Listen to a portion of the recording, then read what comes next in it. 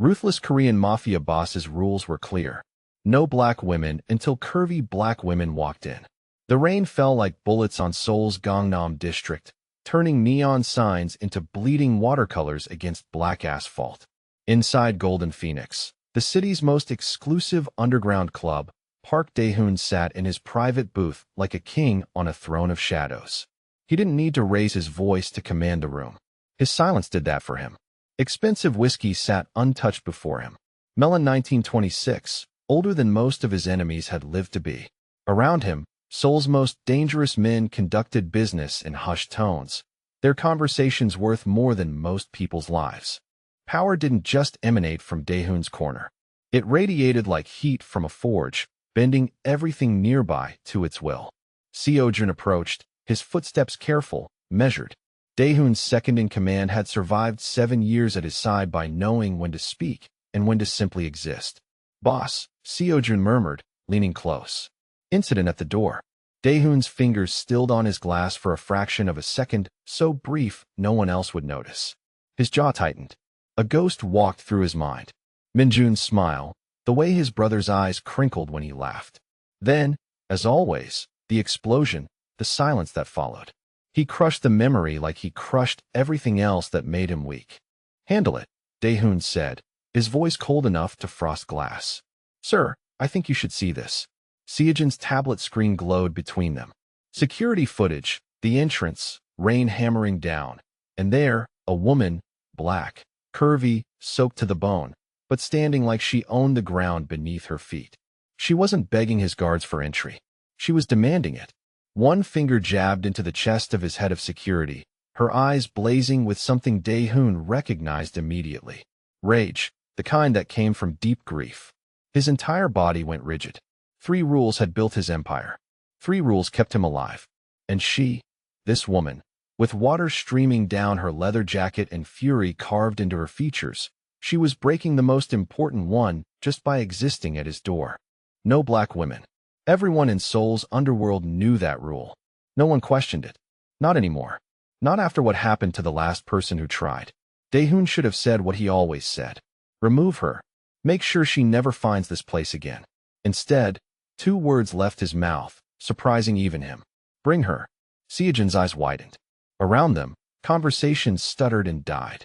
The entire club seemed to hold its breath as Dae-hoon's guards escorted the woman inside. She walked like she was walking into battle, not execution. Water dripped from her jacket onto marble floors that had cost more than most Seoul apartments. Every eye in Golden Phoenix tracked her movement, but she only looked at one person, him. Their gazes locked across 30 feet of expensive real estate and dangerous men. She didn't flinch, didn't lower her eyes, didn't show even a flicker of the fear that kept people alive in his world. She reached his booth, and when she spoke her voice carried clear, controlled, devastating. "You killed my brother," she said, "and I can prove you killed yours, too. If you're watching from Seoul, Lagos, or anywhere between, you'll want to stay for this. Hit that like button, because what Kimmy just accused him of. No one survives saying that to Park Dae-hoon. No one. But here's what you don't know yet. She's right." The words hung in the air like a death sentence around them. Dae-hoon's men shifted, hands moving toward weapons. Seo-jun's face went white. Even Haeyoung, the club's notorious information broker who traded in Seoul's dirtiest secrets from her corner table, looked up sharply, her careful neutrality cracking. But Dae-hoon didn't move, didn't blink. His mind had fractured into 2 timelines, past and present, colliding with devastating force. 3 years ago, Min-jun's apartment consumed by fire and screaming metal. The explosion investigators called suspicious. The woman, they said, had been seen leaving minutes before. Dark-skinned, beautiful, trusted, the woman Min-jun had loved. The woman who'd vanished like smoke, leaving only destruction behind. Dae-hoon had built his 3rd rule on that woman's ghost. No black women in his organization, no black women in his clubs, no black women in his life. It wasn't prejudice. He told himself it was survival. It was learning from blood. It was a lie he'd told himself so many times it had calcified into truth.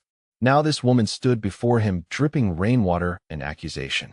And something about her absolute certainty made his carefully constructed armor crack. She wasn't here to beg. She wasn't here to seduce. She was here for war. Sit, Daehoon said, his voice blade sharp. You have 60 seconds before I decide whether you leave walking or in pieces. She sat. No hesitation, her accent rolled thick. Nigerian, he catalogued automatically as she placed a USB drive on the table between them like a grenade with the pin already pulled. My name is Kemi Okafor. Her chin lifted. 2 years ago, your men blamed my brother Emeka for Minjun Park's death. They dragged his name through Lagos and Seoul. They made my mother cry every night. They made the world think he was a traitor. Daehoon's hand moved to the USB drive, then stopped. Emeka Okafor. The name hit him like a physical blow. The Nigerian computer programmer Minjun had been working with before the explosion. The man his investigators had blamed for compromising their security, for selling information to rivals, for orchestrating his brother's death. You're Emeka's sister. Yes. And Emeka never betrayed anyone. Neither did Minjun. Someone wanted you to think they did. Someone who needed both our brothers dead and needed us to hate each other instead of asking questions. The club noise faded to white static. Daehoon's vision tunneled to this woman. This impossible woman who'd walked into his world and shattered everything he thought he knew. Around them, his empire continued its deadly dance, unaware that its foundation was crumbling. You have evidence. It's all on that drive. Financial records, communications, video surveillance from the night Minjun died. Everything your investigators missed or chose not to see. Her voice dropped. Including who really killed our brothers.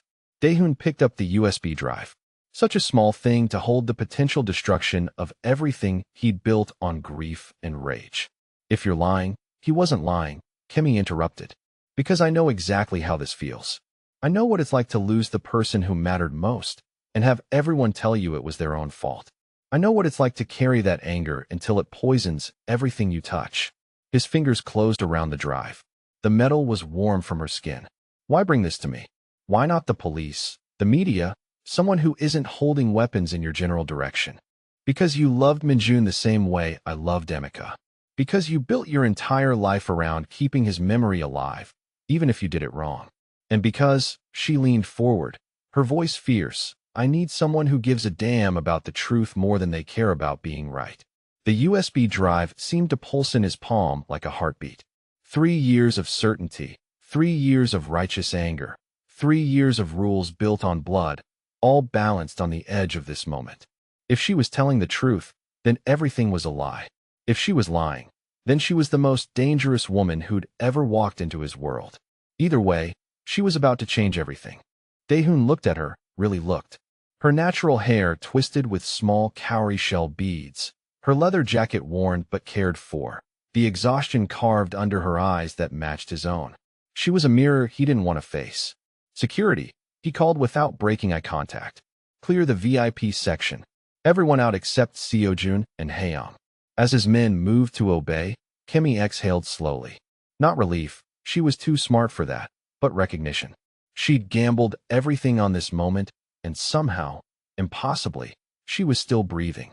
Let's see what you brought me, Daehoon said, sliding a laptop across the table. And you'd better pray you're not wasting my time. Because if you are, you'll join your brother a lot sooner than you planned. Then we have a bigger problem. Someone's been watching you, and now they're watching me. Seojun appeared through the smoke, blood streaming from a cut above his eye. Weapon drawn. Boss, we need to move. Another explosion. Closer this time. The floor beneath them cracked. Daehoon's arm tightened around Kemi's waist, practically lifting her off her feet as they ran. Behind them, Golden Phoenix, his empire's crown jewel burned. Ahead, uncertainty. And in his hand, the USB drive he'd grabbed on instinct because somehow he knew this wasn't just evidence anymore. It was a target, and they were both in the crosshairs. Daehoon's private office sat 3 buildings away from Golden Phoenix, accessible only through underground tunnels and past enough security to guard a head of state. Kemi collapsed into a chair, adrenaline finally releasing its grip, leaving exhaustion in its wake. Drink this. Daehoon pressed a glass of water into her hand. She drank, hating how her fingers trembled through the floor to ceiling windows. Seoul glittered like scattered diamonds, beautiful and indifferent to the violence brewing in its shadows.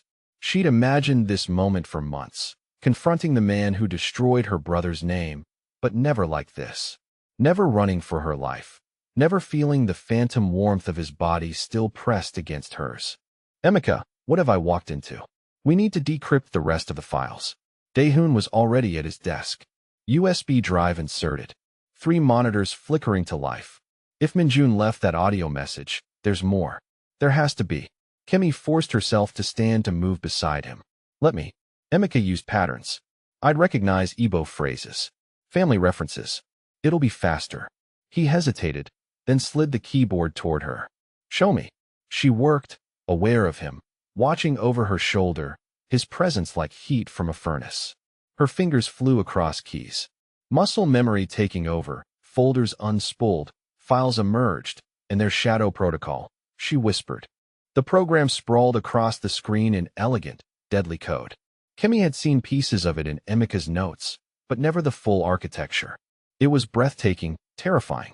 A cyber weapon that could manipulate financial systems, erase digital identities, trigger infrastructure failures with surgical precision. Your brother and mine built this. Daehoon's voice was carefully neutral. To protect you, Kimmy said, scanning the documentation. Look, it was designed as a defensive system, a way to shield your operations from law enforcement, rival organizations, anyone trying to trace your money or people. But someone modified it, weaponized it. I don't know yet. But the office door opened. Seojun entered, followed by Haeyoung. The information broker's sharp eyes took in the scene. Kimmy at the boss's computer. Daehoon standing close enough to be called intimate. Both of them covered in dust and dried blood.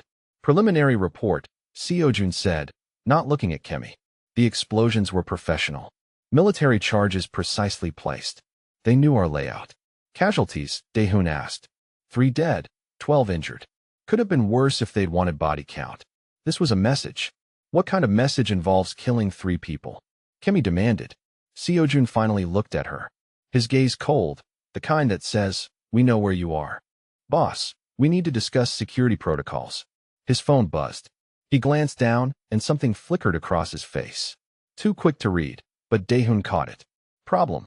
Daehoon's voice could have frozen blood. No, just the contractor who installed our security system 3 years ago. He's asking about the damage. Hedge wants to know if we need repairs. Which contractor? Seojun's jaw tightened. Kim Young-ho. You remember Minjun recommended him. Temperature in the room dropped 10 degrees. Haeyoung moved to the monitors, her expression unreadable. 3 people had full access to Minjun in his final days, she said quietly. I pulled the records after you asked. Young-ho was one of them. The other 2 are dead. Young-ho installed every security system in this organization, Seojun said, his voice carefully controlled. If he's compromised, then everything is compromised. Or Kimmy said, pulling up another file. He's a convenient scapegoat. Look at this Shadow Protocol's access log. Someone's been using it regularly for 2 years. The digital signature. She enlarged the data. It's not from an external source. It's coming from inside your network, from an administrator account. How many people have admin access? Daehoon asked Seojun. You, me, Haeyoung, and Young-ho. Silence fell like an executioner's blade. Daehoon's phone buzzed. Unknown number.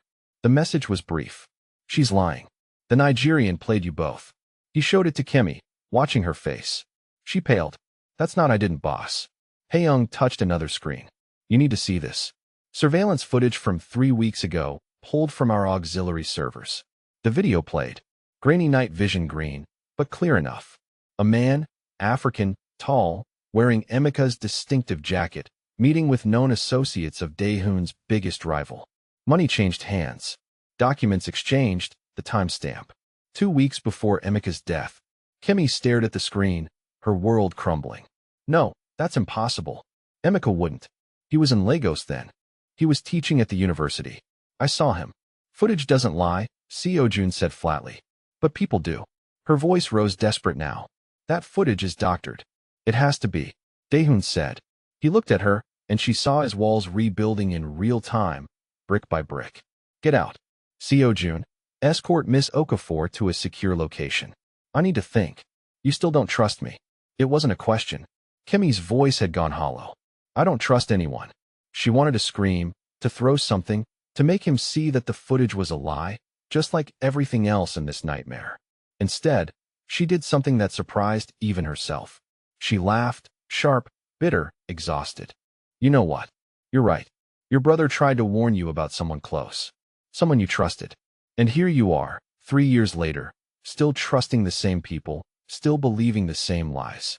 She stood, gathering what remained of her dignity. When you figure out which one of them is the snake, don't cry to me. I'll be busy clearing my brother's name without your help. Seo-jun reached for her arm. She jerked away. Don't touch me. Dae-hoon's voice stopped her at the door. Something in his tone made her turn. He looked tired, the cold mask slipping just enough to show the man underneath. The one who'd lost a brother, the one who'd built an empire on grief. You're not going anywhere, he said quietly. You're staying in the East Wing, staying in the Underguard. Because whether I trust you or not, someone just has tried to kill us both. And I don't leave loose ends. I'm not a loose end. I'm a person. In my world, there's no difference. Their eyes held. And despite everything, the lies, the doubt, the footage that couldn't be real, something passed between them. Recognition. Two people trapped in the same web, struggling against threads they couldn't see. Fine, Kimmy said, but I'm working on those files with or without your permission. Wouldn't expect anything less. As Seo-jun led her away, Hae-young moved beside Dae-hoon. You're making a mistake, she said softly. Which one? Keeping her close or wanting to believe her? Dae-hoon returned to the screens, to Shadow Protocol's elegant, deadly code, and to the question that was eating him alive. If Kimmy was lying, why did the truth feel like it was killing him? Dae-hoon set his trap with the cold precision of a man who'd survived by trusting no one. 3 pieces of false information, each slightly different, fed to 3 people. Seo-jun heard that Kimmy had decoded a list of Shadow Protocol's targets. Hae-young learned about a supposed meeting location in Busan where Emika had allegedly sold information. Kim Young-ho was told through intermediaries that Kimmy had found evidence of a mole inside the security contractor company. Then Dae-hoon waited. 6 hours later, his secure server was attacked. The assault came through the same vulnerability that Shadow Protocol used. But instead of stealing data, someone tried to plant evidence. Fake communications between Kimmy and unknown contacts. Forged financial records showing payments from rival organizations. Digital breadcrumbs leading to a Nigerian terrorist cell. The attack failed, blocked by security systems Min-jun had designed years ago, but it told Dae-hoon everything he needed to know. Only one person had heard the specific lie about Kimmy finding evidence in the contractor's files. He found Kimmy in the East Wing library, surrounded by printouts and laptops, working with the focused intensity of someone fighting for her life. She looked up when he entered, her eyes guarded. Figure it out yet. Your brother didn't betray mine, Dae-hoon said quietly. And someone just tried to frame you for terrorism while you've been locked in my compound. Her hands stilled on the keyboard. Who? Kim Young-ho, the security contractor. The one who installed every system Min-jun trusted, who had access to everything, who could manipulate any footage or data we might find. Kimmy's breath escaped in a shaky exhale. I knew that footage was fake, but proving it. Dae-hoon moved to the desk, sat across from her. We don't need to prove it's fake. We need to prove what's real. Show me what you found. She turned her laptop toward him. Audio waveforms filled the screen. This was hidden in Emika's backup drive. I finally cracked the encryption an hour ago. She hit play. Static crackled, then Min-jun's voice, desperate, afraid. Dae-hoon, if you're hearing this, I'm probably dead. The security contractor, the one I recommended, he's not who we think he is. He's working for someone else, someone high up in the police. They want Shadow Protocol, but not to destroy it. They want to control it. I found communications between him and Director Cho Sang-wook. They're planning to frame Emika, make it look like he sold us out. They need us to hate each other so we don't look for the real threat. Dae-hoon released Kimmy's wrist and inserted the USB drive. The screen flickered, files loaded, and there, impossible, devastating Min-jun's handwriting and digital annotations, the precise way his brother documented code, the little jokes he'd leave in comment lines, the habit of signing his work with a small June in the corner. No one else knew those details. No one living. My brother didn't betray yours, Kimmy said quietly, fiercely. Yours didn't betray mine. Someone made us both believe a lie. And that someone is still out there, still using what our brothers built. The room felt suddenly airless. Dae-hoon's carefully constructed world, 3 years of grief weaponized into rules and ruthlessness, teetered on the edge of collapse. He'd ordered deaths based on the certainty that Minjun had been betrayed by love, by trust, by the softness Daehoon had cut out of himself like cancer. What if he'd been wrong? What if he'd become a monster for nothing? He looked at Kemi, really looked, her leather jacket worn but cared for, her natural hair in twists, small cowrie shell beads woven through, the exhaustion carved under her eyes, the grief she carried like armor, just like his. She was a mirror he didn't want to face. Who else knows you're here? He asked. No one. I came alone. I'm either leaving with your help, or I'm not leaving at all. But my brother's name gets cleared either way. Her voice cracked slightly on brother, then hardened again. So, what's it going to be, Park Daehoon? Are you the monster Soul says you are? Or are you someone who gives a damn about truth? Seojun returned, flanked by security, waiting for orders, waiting for Daehoon to do what he always did, eliminate complications with extreme prejudice. Instead, Daehoon did something he hadn't done in 3 years. He took a risk on someone he didn't trust. Clear the room, he said. Everyone but Seojun and Haeyoung. We have work to do.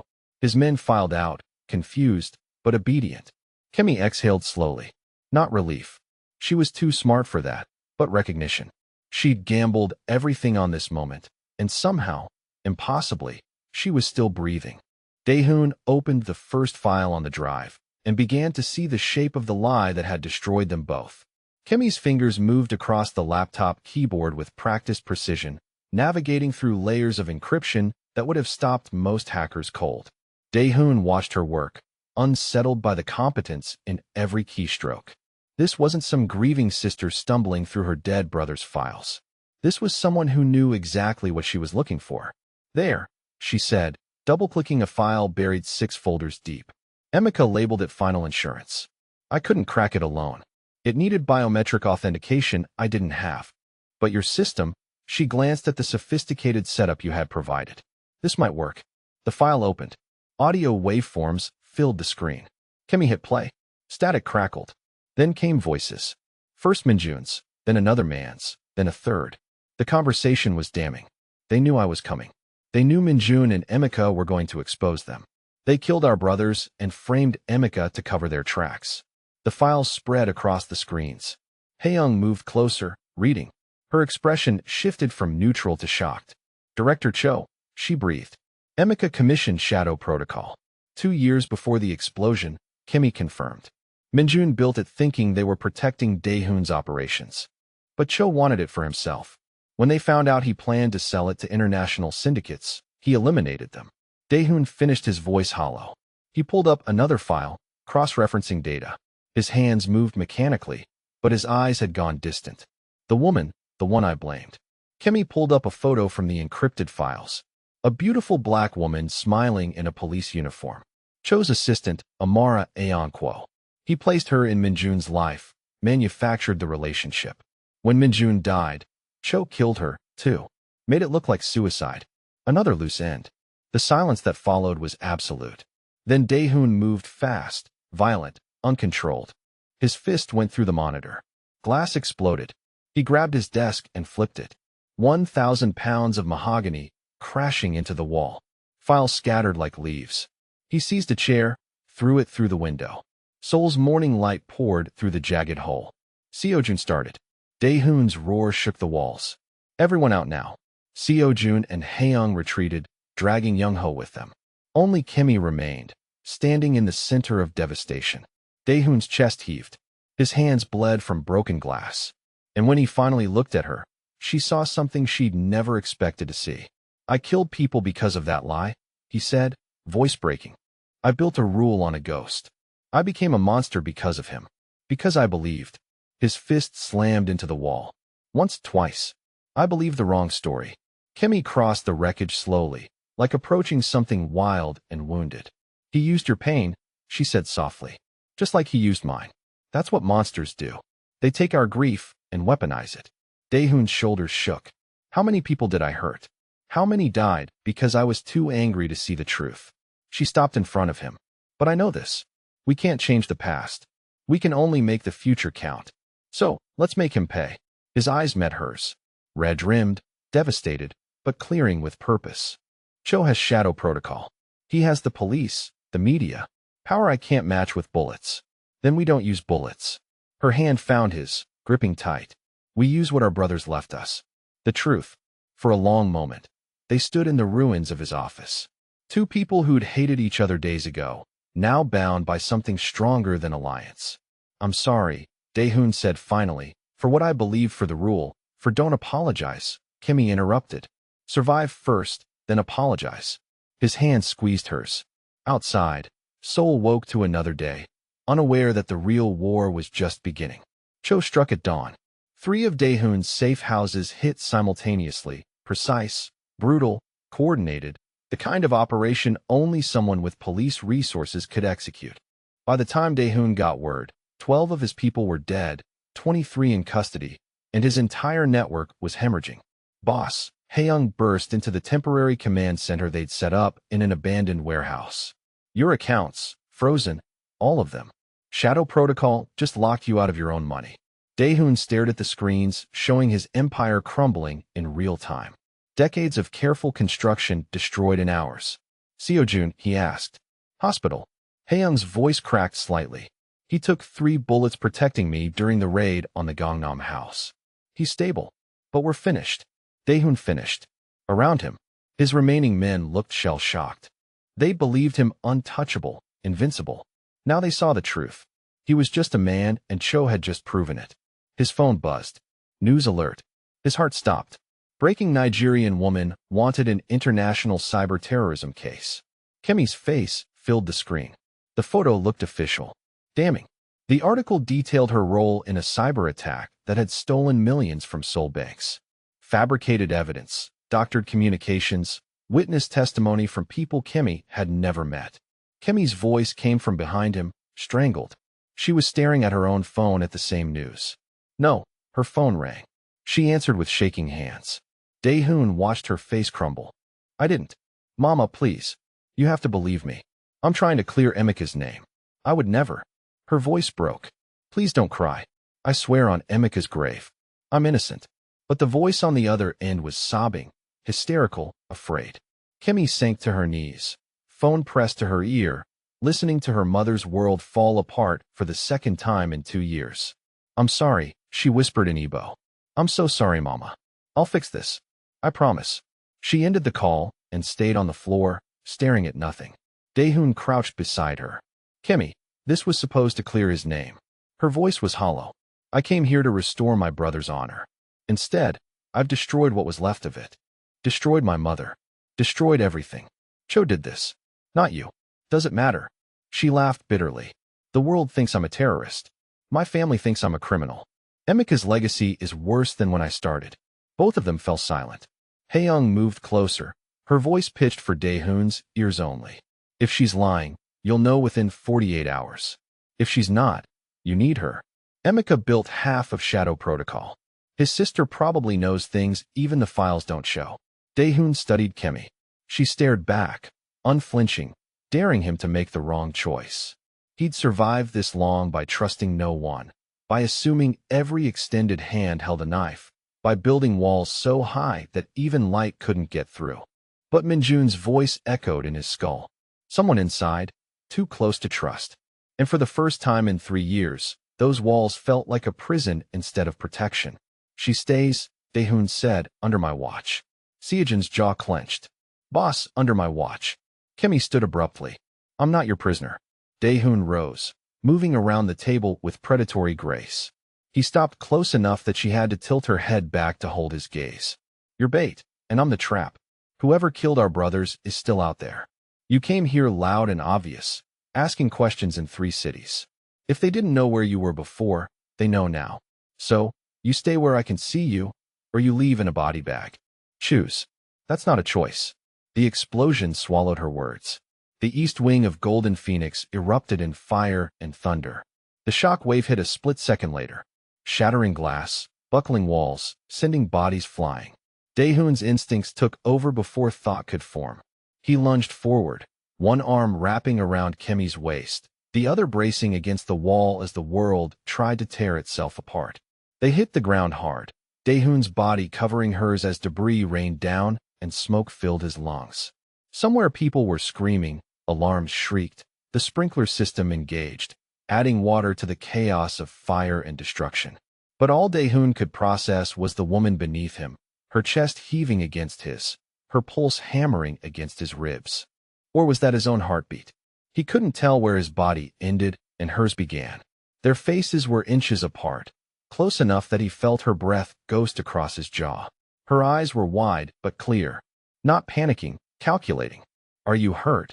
he growled, already pulling her up, scanning for secondary threats. "No one," she gasped, stumbling as he hauled them both toward cover. "I told you I came alone." His eyes narrowed, mind racing through impossible scenarios. "Then we have a bigger problem. Someone's been watching you, and now they're watching me." Seojun appeared through the smoke, blood streaming from a cut above his eye. Weapon drawn. "Boss, we need to move." Another explosion. Closer this time. The floor beneath them cracked. Daehoon's arm tightened around Kemi's waist, practically lifting her off her feet as they ran. Behind them, Golden Phoenix, his empire's crown jewel burned. Ahead, uncertainty. And in his hand, the USB drive he'd grabbed on instinct because somehow he knew this wasn't just evidence anymore. It was a target, and they were both in the crosshairs. Seojun had left him alone, a mistake born from desperation and dwindling resources. She waited until his next phone check, then activated the stolen device she'd pickpocket during the handcuff struggle. Her fingers flew across the screen, pulling up recordings she'd made of Haeyoung's voice during their brief conversations. Emika had taught her audio manipulation software years ago. You never know when you'll need to sound like someone else. She spliced together sentences, created a message, and sent it from a spoofed number. 3 minutes later, the guard's phone rang. He listened, his posture straightening. "Yes, ma'am." "Understood. Right away." He unlocked her handcuffs. "Boss's orders. You're being moved to a more secure location." Kemi rubbed her wrists, grabbed her laptop bag, and followed him to the car. The moment they were on the highway, she made her move. Pressure point behind his ear, learned from a self-defense class her mother insisted she take. He slumped. She pulled over, left him zip-tied but comfortable on the roadside with his phone, and drove towards Seoul's neon glow. "I'm coming, Daehoon, whether you want me to or not." She found him in what remained of his original office, surrounded by broken glass and bitter memories. He stood at the shattered window, silhouette dark against the city lights, looking like a king surveying a kingdom that no longer existed. "You should have stayed hidden." His voice came without turning, cold and tired. "And you should have trusted me from the beginning." Kemi threw the USB drive. It hit his chest and clattered to the floor. "But we're both terrible at doing what we should. Emika left us a way out. But I need you." And she saw the toll the last few days had taken. Shadows carved deep beneath his eyes, blood on his knuckles. The careful control he wore, like armor, was cracking, revealing the exhausted man underneath. "How did you?" He stopped, shaking his head. "Never mind. You're Emika's sister. Of course you escaped." "Pick up the drive," Kemi said. "And listen." He did. She explained about the video, about the kill switch, about Emika's final gift. With each word, she watched hope and despair war across his features. "My brother's biometric data," he said slowly. "You need Minjun's DNA, retinal scans, fingerprints. He's been dead for 3 years." "I know, but people like Minjun, people who built programs like Shadow Protocol, they were paranoid about security. He would have backed up his biometric data somewhere. His phone, his computer, his watch." Daehoon's eyes widened. His watch. He moved to a wall safe hidden behind a fallen painting, opened it with shaking hands, and withdrew a box. Inside, a sleek smartwatch. Its surface cracked from the explosion, but somehow intact. Minjun was obsessed with security, Daehoon said quietly. Fingerprint scanner for payments. Retinal backup for encrypted files. Even stored DNA data from a medical screening. Paranoid someone might try to clone his access. His voice broke slightly. "I kept it. Couldn't let go. Thought I was being sentimental. Turns out my brother was just smarter than everyone." Kemi took the watch with reverent hands. They knew. Emika and Minjun. They knew we'd have to work together. They designed it that way. Daehoon realized a fail-safe that required trust between our families, between us. "They believed in us before we even met," Kemi whispered. For a moment, they stood in the ruins holding pieces of their dead brothers, understanding finally what had been asked of them. Cho's compound. Daehoon said it's disguised as a government facility. High security, military grade. We'll need perfect covers, perfect timing, and a lot of luck. We'll need more than that. Kimmy pulled up schematics on her laptop. We'll need your people, the ones who stayed. There aren't many left. Then we make do with what we have. They worked through the night planning the light, preparing, knowing this was likely suicide, but unable to see another path forward. As dawn approached, Daehoon stopped, his hand catching Kimmy's wrist. If this goes wrong, he started. Don't. She turned to face him fully, her eyes fierce. Don't say it now. Say it after. Give me something to survive for. His hand moved to her face, thumb brushing her cheek. I broke my rules for you. All of them. She smiled through sudden tears. Your rules were terrible. They kept me alive. They kept you alone. There's a difference. He pulled her close then, their foreheads touching, breath mingling in the space between them. The city hummed outside, indifferent to their small tragedy, their smaller hope. Kimmy. He breathed her name like a prayer. Daehoon. She answered like an absolution. The kiss, when it came, wasn't soft, wasn't gentle. It was desperate and fierce and full of everything they couldn't say. Grief and fury and the terrifying possibility of hope. His hands tangled in her hair. Her fingers gripped his shirt hard enough to tear. They kissed like people going to war, storing up warmth against the coming cold. When they pulled apart, both were breathing hard. Both changed in ways they couldn't name. We're going to survive this, Kimmy said. And then you're taking me on a proper date. No explosions, no conspiracies, just us. His smile was small but real. Where would you want to go? Somewhere with good jollof rice. I'll teach you to appreciate real food. Careful. I might actually fall in love with you. She raised an eyebrow. I think that ship sailed when you threw yourself over me during the explosion. That was tactical. That was emotional. Maybe it was both. Seojun limped in, bandaged but armed.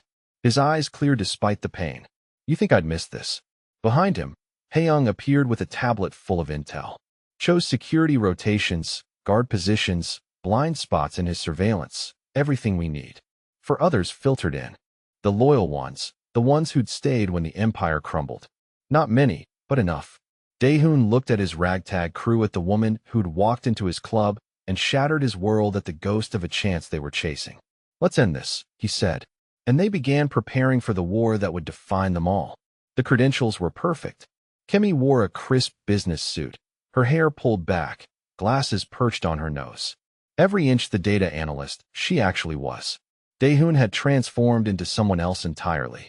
Close-cropped hair, security contractor uniform, the dangerous edge softened just enough to pass inspection. Remember, Haeyoung's voice crackled in their hidden earpieces. You have 1 hour before the system cycles and flags your credentials as foreign. 1 hour to find the mainframe, upload the kill switch, and get out. Cho's compound rose before them, a sleek government building that looked more like a tech campus than a den of corruption. Beautiful architecture hiding ugly secrets. The ultimate camouflage. Security checked their IDs, scanned their retinas, patted them down. Every second stretched like eternity, but their covers held. 7th floor, the guard said, data analysis wing. Your supervisor is expecting you. They rode the elevator in silence, surrounded by bureaucrats and police officers who had no idea they were escorting their boss's executioners. The 7th floor was sterile, cold, all glass and chrome, and the quiet hum of servers processing stolen lives. Kimmy's fingers itched for her laptop. Daehoon's hand rested casually near his concealed weapon. A secretary led them down a corridor. Director Cho wanted to personally oversee your orientation. He's very handsome with new analysts. Kimmy's blood ran cold. That's not the door open to a control room. And there, seated behind a massive desk with souls sprawling beneath him, Director Cho Sang-wook smiled. Did you really think I didn't know you were coming? Security flooded in from hidden doors, weapons drawn, exits sealed, the trap sprung perfectly. Cho stood, his expression almost paternal. Park Daehoon, the ghost of Seoul's underworld, and Kimmy Okafor, the brilliant sister who couldn't leave well enough alone. He circled them slowly. I've been waiting for this moment, watching you scramble, watching you discover my breadcrumbs, watching you think you were clever enough to stop me. You knew about the kill switch, Daehoon said flatly. Of course, Minjun and Emiko were brilliant, but predictable. They built their fail-safe. I simply adapted it. Cho gestured to a terminal in the room center. You're going to help me activate Shadow Protocol's enhanced mode. The version your brothers refused to complete. The one that doesn't just manipulate systems, it controls them. Financial networks, power grids, communications, everything. We'll die first, Kemi said. You won't. Cho pulled up a video feed. Kemi's mother bound and gagged in a Lagos apartment. Your mother is quite lovely, Miss Okafor. It would be a shame if she suffered for your stubbornness. Another feed. Seo-jun and Haeyoung surrounded by armed men outside the compound. 10 minutes, Cho said pleasantly. Place your hands on the biometric scanners. Activate the enhanced protocol, or everyone you love dies screaming. Kemi looked at Daehoon, saw her own despair reflected in his eyes. They'd come so far, survived so much, only to be outplayed at the final moment. Her mother's terrified face filled the screen. The woman who'd already lost a son who was about to lose a daughter. We can't, Kemi whispered. We have to, Daehoon replied, equally quiet. They approached the terminal. 2 biometric scanners waiting. Minjun's watch in Daehoon's pocket. Emika's data loaded on Kemi's phone. Everything they needed to either destroy Shadow Protocol or unleash hell. Cho's countdown began. 10-9-8. Kemi's hand hovered over the scanner. Emika, forgive me. Then Haeyoung's voice crackling through their earpieces. Trust me, do it. Daehoon's eyes met Kemi's. A lifetime of decisions compressed into a heartbeat. You trust her? Kemi asked. With my life. Then let's trust our brothers, too. They placed their hands on the scanners. Biometric authentication initiated. The system demanded verification. Fingerprints, retinal scans, DNA confirmation. They provided everything. Minjun's watch data, Emika's stored patterns. Shadow Protocol awakened.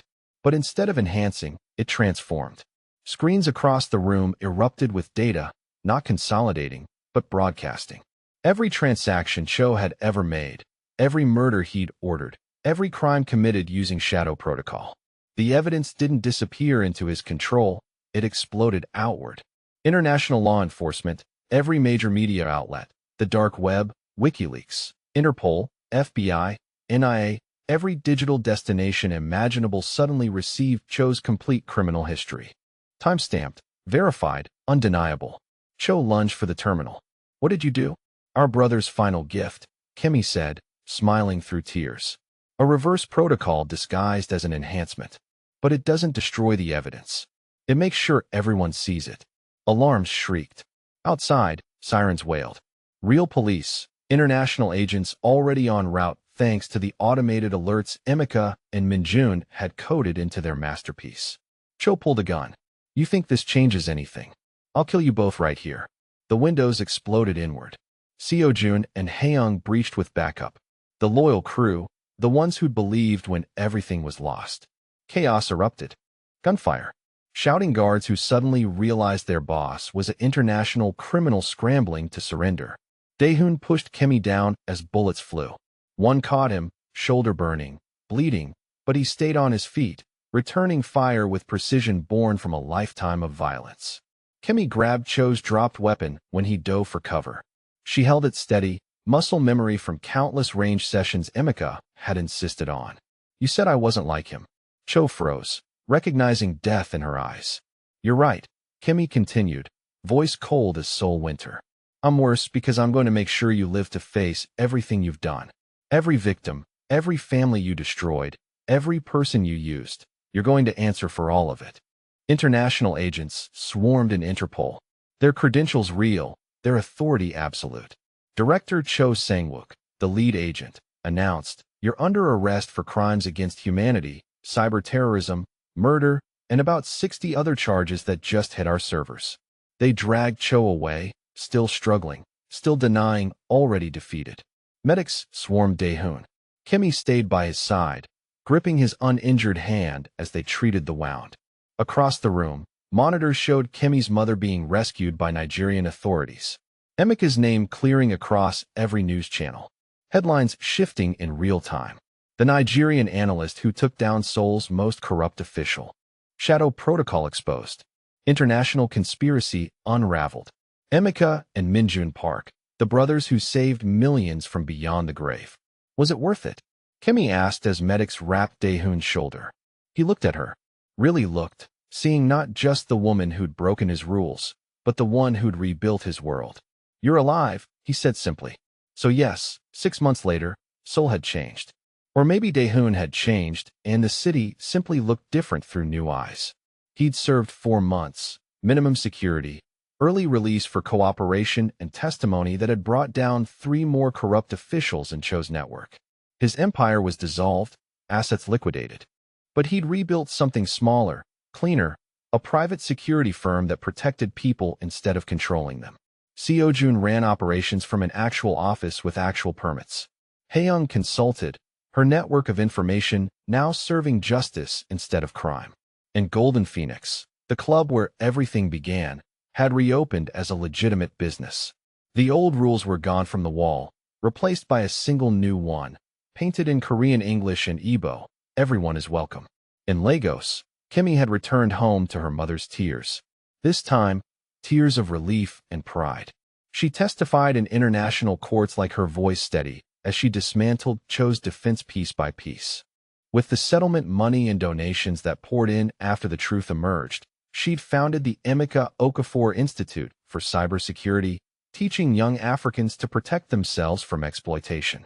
Her mother was healing, still grieving, always grieving, but proud of the daughter who'd crossed the world to restore her son's name. Now on the anniversary of their brothers' deaths, Kimmy stood in Incheon Airport, her heart racing as Seoul's skyline came into view. She found him at the memorial he erected in a quiet park overlooking the Han River. A black stone monument, elegant and simple with 2 names carved in Korean and Igbo. Park Minjun and Emeka Okafor brothers in purpose, united in truth. Daehoon stood before it in a simple charcoal suit. No bodyguards, no weapons, just a man paying respects to ghosts who'd saved them both. "You came back," he said without turning, sensing her presence the way he always did. "I promised I would after."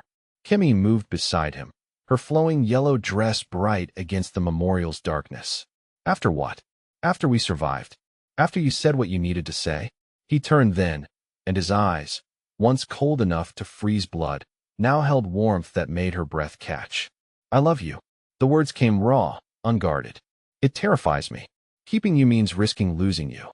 But I love you," Kimmy completely. She stepped close, her hand finding his. "Good, because I love you, too, Park Daehoon. And you still owe me a proper date that doesn't involve gunfire, explosions, or international conspiracies." His laugh was genuine, unrestrained. A sound his former men would never have recognized. "Just dinner. How boring." "I'll make an exception for boring. This once." He pulled her close, one hand cupping her face, thumb brushing her cheek. "I spent 3 years building walls. You walked through them like they were paper. Your walls were always meant to fall," she whispered. "You just needed the right person to show you the door." Their kiss was different this time. Not desperate or fierce, but sure. A promise made and kept. When they pulled apart, souls stretched before them, full of possibility. "Your mother asked if I'm sure about you," Kimmy said, lacing her fingers through his as they walked. "A former Mafia boss with a terrible past. What did you tell her?" "That you're the only man stubborn enough to match me. That you crossed your own lines to find the truth. That you're rebuilding yourself into someone who protects instead of destroys." She squeezed his hand. "And that I'm moving to Seoul part-time." He stopped walking. "You're serious?" "The foundation runs itself now. I can work remotely, and someone needs to make sure you don't backslide into bad habits." Her smile turned teasing. "Plus, I've developed a taste for expensive Korean food and brooding men who secretly have hearts." "I'm visiting Lagos next month," he said. "Meeting your mother properly, learning to make jollof rice, trying to prove I'm worthy of her daughter." "You'll never make jollof better than her. It's genetically impossible." "I'll try anyway." They returned to the memorial, standing together before their brothers' names. Kimmy placed fresh flowers, yellow roses for friendship, white lilies for peace. "Emeka and Minjun would have liked this," she said softly. "Us together. Their crazy plan actually working. They planned it." Daehoon replied, his voice thick with emotion. "Smarter than both of us. They knew we'd need each other to finish what they started. They believed in us before we even met. They gave us each other," Kimmy whispered, leaning into his embrace. "The greatest gift brothers could give." As the sun set over Seoul, 2 people stood united. A Nigerian woman and a Korean man who'd rewritten the rules, destroyed the lies, and built something beautiful from the ashes of grief. Some rules were made to be broken, especially the ones built on fear, because the only rule that truly mattered was the one carved in their hearts. Now, love is stronger than the lies we tell ourselves. If this story moved you, hit that like button and subscribe for more tales of love, redemption, and breaking the rules that bind us. Now, tell us, have you ever had to break your own rules for love? Drop your story in the comments below. We read every single one. 3 months after director Cho Sang-wook's arrest, the fragile peace that Dae-hoon and Kimmy had built began to crack. The international conspiracy that had claimed their brothers' lives ran deeper than either had imagined. Cho's arrest had been celebrated worldwide, but in the shadows, his surviving network was regrouping, and they wanted blood. Kimmy was reviewing security footage at the Emeka Okafor Institute when the first threat arrived. A simple email, untraceable, with an attachment that made her blood freeze. Photos of her mother's house in Lagos, time-stamped from that morning. The message was brief but clear. Your brother died quickly. You won't be so lucky. Meanwhile, in Seoul, Dae-hoon's legitimate security firm was thriving, but success came with its own dangers. Former rivals who had respected his criminal empire now saw him as weak, a reformed man who'd lost his edge. They were wrong, but their perception made him a target. The attack came during what should have been a routine consultation with a tech company. Dae-hoon was reviewing their cybersecurity protocols when the building's fire suppression system activated without warning. But instead of water, the sprinklers released a colorless gas that sent everyone scrambling for exits. Through the chaos, Dae-hoon spotted the real threat: 3 men in gas masks moving with military precision toward the server room. He reached for his phone to call Seo-jun, but the signal was jammed. Whatever they wanted from that server room was worth killing for. Dae-hoon pulled on his emergency mask and moved toward the danger instead of away from it. Old habits. The men were downloading something when he found them. One turned at his approach, raising a weapon, but Dae-hoon was faster. Years of surviving Seoul's underworld had honed reflexes that civilian life couldn't dull.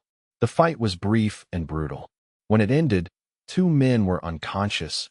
One had fled, and Dae-hoon had answers he didn't want.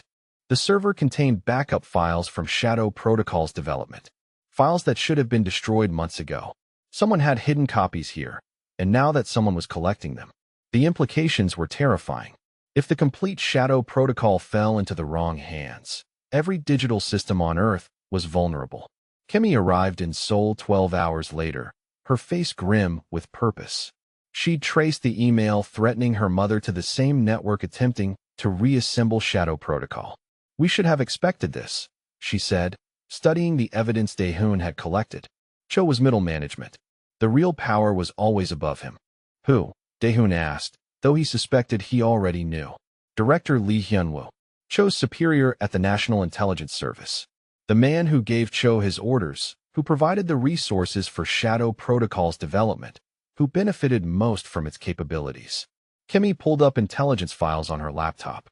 He's been untouchable for 20 years, connected to everyone who matters, protected by layers of bureaucracy and political alliances. Then we make him touchable, Dae-hoon said simply. But Kimmy shook her head. This isn't like last time. We don't have Shadow Protocol anymore to expose his crimes. We don't have element of surprise. And Lee has resources Cho never dreamed of. What are you saying? I'm saying we might not be able to win this fight. Not conventionally. That night, as they planned their next move, the second attack came. Not against them directly, but against everyone they'd tried to protect. The Emeka Okafor Institute in Lagos was bombed. No one was killed, but the message was clear. Lee's reach extended far beyond Seoul, and he was willing to destroy everything they'd built to get what he wanted. Kimmy stared at the news footage of her institute in ruins, tears streaming down her face. All those students, all those young people learning to protect themselves online, gone. Dae-hoon found her on his apartment balcony at dawn, still watching the destruction on repeat. We rebuild, he said quietly. With what? They took everything. The building, the equipment, the trust. Who's going to believe we can protect anyone when we can't even protect ourselves? He sat beside her, his hand finding hers. The same way we built it the first time. One person at a time. one truth at a time. But even as he spoke the words, Daehoon knew the situation was desperate. Lee had demonstrated the scope of his power, and they were running out of options. Conventional law enforcement couldn't touch a man so deeply embedded in the intelligence apparatus. The media was either controlled or intimidated. And without Shadow Protocol's evidence-gathering capabilities, they had no way to expose Lee's crimes definitively. It was Haeyoung who suggested the impossible solution. She arrived at Daehoon's apartment 3 days later with intelligence that changed everything. Lee's making his move, she announced without preamble. He's calling a meeting of international intelligence directors next week in Singapore. Every major agency will be represented. So Kimmy said. So he's planning to sell them Shadow Protocol access. Each agency gets a piece, everyone benefits, and Lee becomes the most powerful intelligence broker in the world. Haeyoung pulled up satellite images and floor plans. The meeting is happening on a private island, maximum security, no outside oversight. We can't get close to something like that, Daehoon said. We don't need to get close, Haeyoung replied. We need to get inside. And I know how. The plan was audacious beyond reason. Haeyoung had maintained contacts throughout the international intelligence community during her years as an information broker. One of those contacts, Deputy Director Sarah Chun of the Australian Secret Intelligence Service, had been investigating Lee's activities independently. She was willing to risk everything to stop him, including bringing unofficial guests to the Singapore meeting. But infiltrating the gathering was only the first challenge. Once inside, they would need to expose Lee's activities to a room full of intelligence directors without triggering a security response that would get them all killed. And they would need to do it using evidence they didn't yet have. That's where Emika's final gift came into play. Hidden in the deepest layers of his personal files, Kimmy found something she'd never seen before. A secondary protocol, completely separate from Shadow Protocol, designed not to manipulate digital systems, but to preserve truth. Every communication, every transaction, every digital footprint Lee had ever created was being quietly archived by Emika's invisible program. He called it Truth Protocol, Kimmy explained to Daehoon as they prepared for Singapore. While Shadow Protocol was built for offense and defense, this was built for justice. Everything Lee has ever done digitally has been recorded, timestamped, and verified. We just need to activate it. But activating Truth Protocol required both their biometric signatures, just like its more famous counterpart. And it needed to be done from a specific location, one with access to multiple international intelligence networks. The Singapore meeting was perfect if they could survive long enough to use it. The island resort was a fortress disguised as paradise. Pristine beaches and luxury accommodations surrounded a conference facility that rivaled government installations for security. Intelligence directors from 15 countries had gathered under the pretense of discussing international cyber cooperation, but everyone knew the real agenda. Kimmy and Daehoon arrived as part of Deputy Director Chen's technical support team, their identities buried under layers of official documentation that would survive casual scrutiny. But Lee wasn't planning to be casual about anything. The first session began with Lee presenting Shadow Protocol as a hypothetical cyber defense system. He demonstrated its capabilities using sanitized examples, showing how it could track criminals, prevent terrorism, and protect national interests. The audience was impressed, just as Lee intended them to be. But Daehoon and Kimmy weren't watching the presentation. They were studying the room's digital infrastructure, mapping network access points, identifying the servers that connected this isolated facility to the outside world. When Lee offered private demonstrations to interested parties, they would have their chance. The opportunity came during the lunch break. While intelligence directors networked and made preliminary deals, Kimmy accessed the facility's central server room under the pretense of troubleshooting network connectivity issues. Daehoon stood watch, his security credentials giving him legitimate access to areas most attendees couldn't enter. Truth Protocol's activation required 15 minutes of uninterrupted access to upload and deploy across international networks. For 13 minutes, everything went perfectly. The program infiltrated intelligence databases across 6 continents, quietly copying and categorizing evidence of Lee's criminal activities spanning 2 decades. Then alarms began sounding. Lee had anticipated betrayal. Hidden sensors throughout the facility had detected unauthorized network activity, and security was converging on their location. But Truth Protocol had already achieved critical mass. Evidence was flowing across international networks faster than any countermeasures could stop it. Daehoon and Kimmy fought their way through corridors suddenly filled with armed guards, but they weren't trying to escape. They were buying time for the upload to complete. Every second they delayed Lee's response was another gigabyte of evidence distributed beyond his reach. The final confrontation came in the main conference room, where Lee held the assembled intelligence directors at gunpoint. His carefully constructed facade had crumbled, revealing the desperate criminal beneath. "You think you've won," he snarled at Daehoon and Kimmy as they were dragged before him. "You think exposing me changes anything?" "It changes everything," Kimmy replied calmly. "Because now everyone knows who you really are." Around the room, intelligence directors were receiving real-time updates on their secure devices. 20 years of Lee's crimes were being laid bare, documented with forensic precision. Assassinations disguised as accidents. Terrorism blamed on innocent parties. Allies betrayed for profit. The evidence was overwhelming and undeniable. Lee raised his weapon toward Kimmy, but Deputy Director Chun was faster.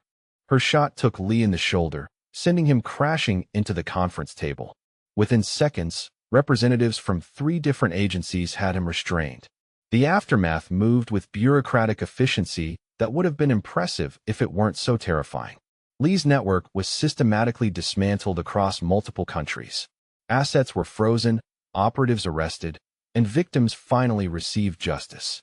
The Singapore meeting that was meant to expand his empire instead became the instrument of its destruction. But victory came with costs.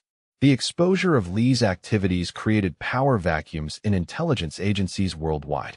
Some were filled by honorable individuals committed to justice. Others were claimed by ambitious operators no better than their predecessor.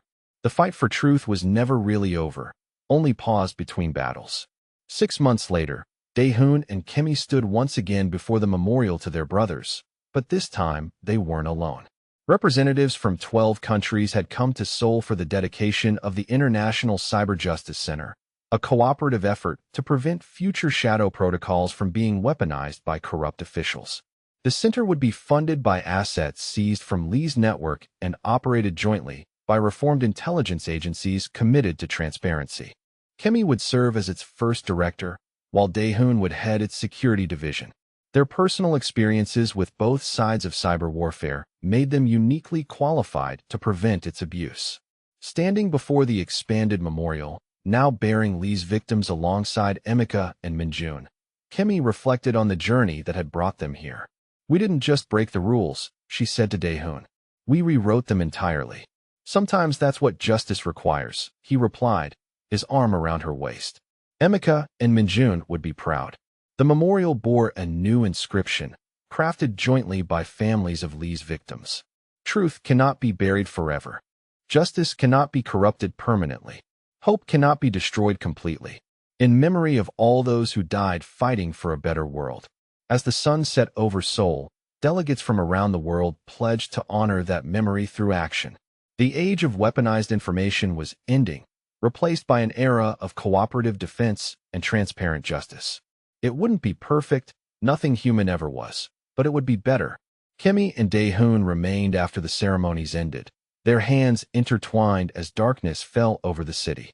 Tomorrow would bring new challenges, new threats to the fragile peace they'd helped create. But tonight, surrounded by the memory of their brothers and the promise of the future, they were exactly where they belonged. Their love had been forged in violence and tempered by loss, but it had emerged stronger than the forces that tried to destroy it. Some rules were indeed meant to be broken, especially those that demanded silence in the face of injustice. Because the only rule that truly mattered was the one they'd carved together from grief and hope. Love was stronger than the lies that separated them. Truth was more powerful than the secrets that bound them. And justice, though delayed, would always find its way to those brave enough to fight for it. The story of Park Daehoon and Kimmy Okafor had begun with rules meant to keep them apart. It ended with new rules designed to bring the world together. Their brother's final gift hadn't just been Shadow Protocol or Truth Protocol, but the demonstration that ordinary people could change everything when they refused to accept the unacceptable. If this continuation moved you, Remember that every ending is just a new beginning in disguise. Subscribe for more stories of ordinary people doing extraordinary things in the name of love and justice. Because the world always needs heroes, even when they don't wear capes or carry badges. Sometimes they just carry truth, and that's enough to change everything.